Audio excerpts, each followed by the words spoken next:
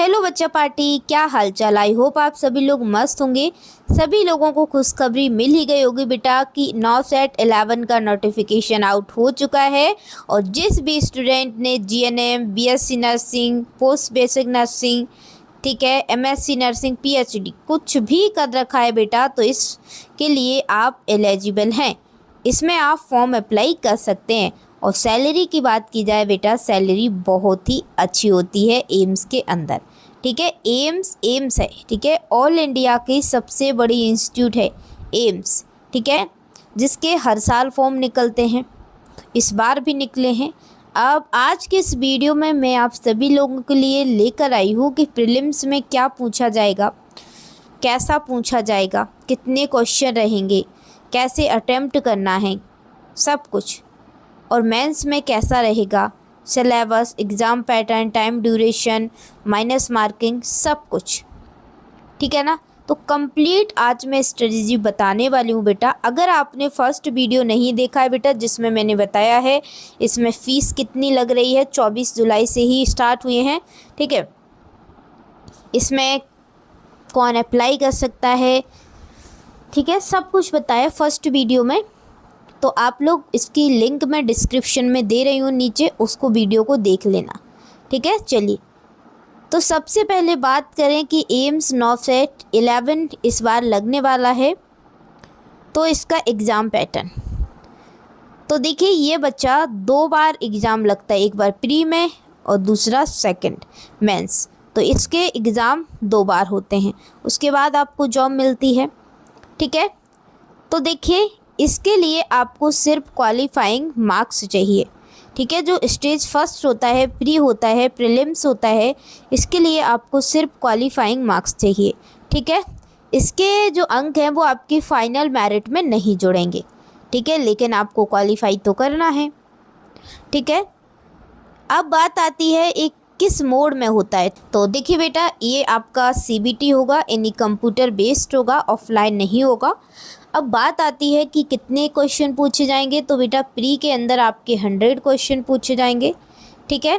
आपके पास टाइम रहेगा बेटा, वो 90 मिनट का रहेगा, यानी 90 मिनट का रहेगा, ठीक है। और माइनस मार्किंग की बात की जाए बेटा, तो 1/3, ठीक है। तो आपकी माइनस मार्किंग रहेगी, यानी 3 अगर आप गलत कर देते हैं तो आपका 1 सही अंक कट जाएगा। समझ आया। चलिए, अब बात आती है कि सब्जेक्ट डिस्ट्रीब्यूशन, यानी कि कौन से सब्जेक्ट कितने मार्क्स के पूछे जाएंगे। तो देखिए बेटा, नर्सिंग के जो हैं आपके इस प्री में 80 प्रश्न नर्सिंग के सिलेबस से पूछे जाएंगे।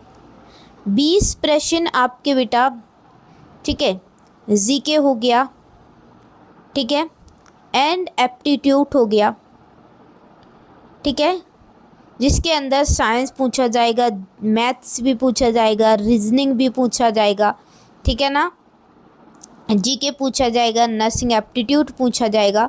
तो 20 प्रश्न आपके यहाँ से आएंगे।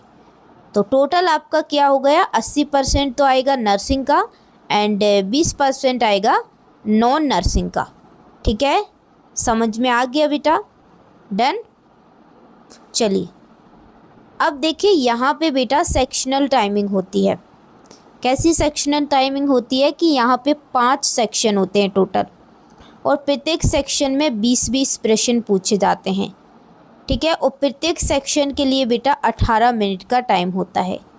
प्रत्येक सेक्शन के लिए 18 मिनट का टाइम दिया जाता है, ठीक है। ये चीज़ याद रख लेना, सेक्शन वाइज होता है, 18 मिनट का आपको टाइम दिया जाता है। समझ में आ गया, ठीक है। चलिए, अब आती है सेकंड परीक्षा। अगर आपने फर्स्ट परीक्षा क्वालिफाई कर ली तो आप सेकंड के लिए एलिजिबल हो जाएंगे। अगर आपने फर्स्ट परीक्षा क्वालिफाई नहीं की तो आप सेकंड के लिए एलिजिबल नहीं होंगे, ठीक है। तो यही परीक्षा आपकी फाइनल मेरिट तय करेगी, ठीक है बेटा।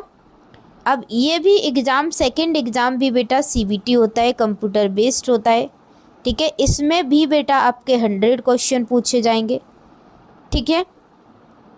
इसमें भी टाइम आपका 90 मिनट का रहेगा, 90 मिनट का, और इसमें भी माइनस मार्किंग 1/3 रहेगी, ठीक है। समझ गए। चलिए, अब यहाँ पे बेटा 100% आपका नॉन नर्सिंग नहीं रहेगा, ना नॉन नर्सिंग नहीं रहेगा, 1% भी नॉन नर्सिंग नहीं रहेगा यहाँ पे। आपका 100% यहाँ पे आपके नर्सिंग सिलेबस से ही रहेगा। और बेटा जो मेंस होता है, ठीक है, जो मेंस होता है बेटा, वो आपका क्लिनिकल जो आप प्रैक्टिस करते हो उस पर बेस्ड पूछा जाएगा।